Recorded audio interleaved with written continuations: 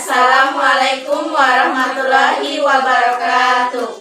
Perkenalkan, kami dari kelompok 1 mata kuliah pengembangan perangkat semester 5 kelas A dengan saya sendiri Lia Astari, Saya Rahmati Ade. Saya Rizma Uludin. Saya Riris Ajenahu. Dan saya Febrianti Ngabalin.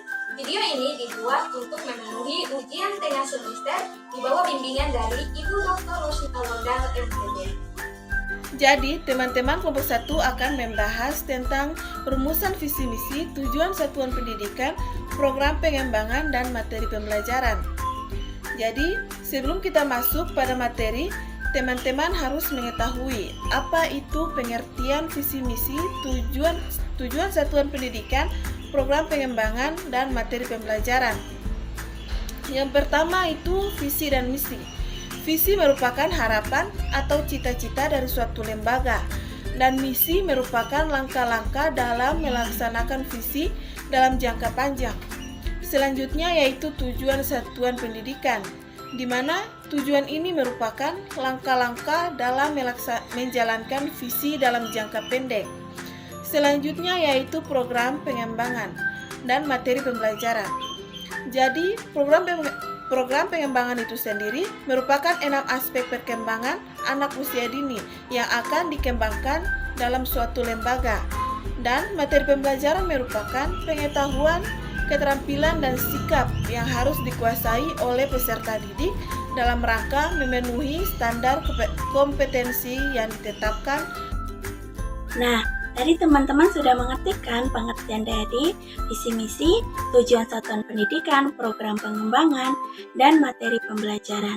Selanjutnya, kami dari kelompok 1 ini membuat suatu satuan pendidikan yang kami beri nama TK Tunas Bangsa, di mana TK Tunas Bangsa ini memiliki visi, yaitu menjadikan anak usia dini yang berakhlak mulia, cerdas, kreatif, dan bertanggung jawab. Dan misi dari TK Tunas Bangsa ini yaitu memiliki 4 poin penting, yaitu 1. Melaksanakan pendidikan agama dan budi pekerti secara terprogram dan terpadu. Yang kedua yaitu meningkatkan kecerdasan anak melalui kegiatan pembelajaran yang edukatif. Ketiga, melaksanakan pembelajaran dan bimbingan secara efektif melalui strategi pembelajaran. Dan poin terakhir yaitu keempat, meningkatkan rasa tanggung jawab anak melalui kegiatan pembiasaan. Baik, jadi di sini materi yang saya bahas itu tentang tujuan satuan pendidikan TK Tunas Bangsa. Itu dibagi menjadi 4. Yang pertama, terbentuknya anak usia dini yang berakhlak mulia dan berbudi pekerti. Yang kedua, meningkatkan inovasi dan kecerdasan anak usia dini. Yang ketiga, mengembangkan kreativitas anak secara efektif dan inovatif melalui APE atau alat permainan edukatif.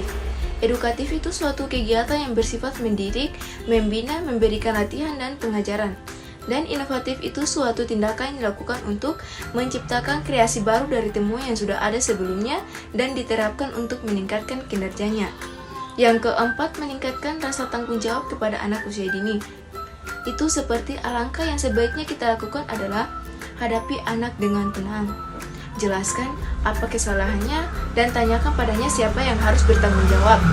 Penjelasan sebab akibat diyakini bisa menjalani salah satu cara untuk membantu menanamkan apa itu sikap tanggung jawab pada anak. Apabila anak masih belum memahami, buatlah penjelasan yang lebih sederhana. Selain itu, ingatkan anak agar tidak mengulangi kesalahan yang sama di lain waktu, termasuk untuk tidak lagi menyalahkan orang lain. Di sini saya akan menjelaskan tentang program pengembangan pembelajaran anak usia dini. Yang pertama, aspek nilai agama dan moral, yang dimana berfokus pada nilai-nilai dasar, kesadaran, dan norma-norma lainnya yang diajarkan. Di dalam hal peran orang tua sangat penting untuk mendidik karakter anak sejak dini. Yang kedua, fisik motorik. Fisik di sini bisa ditandai dengan bertambahnya berat badan dan tinggi badan, sedangkan motorik di sini bisa menggerakkan anggota tubuh dengan baik, seperti melakukan gerakan merangkak, berjalan, hingga mencoba menggambar atau menulis sesuatu. Fisik motorik ini bisa berfokus pada perkembangan atau perubahan fisik yang terjadi pada tubuhnya. Ketiga, kognitif.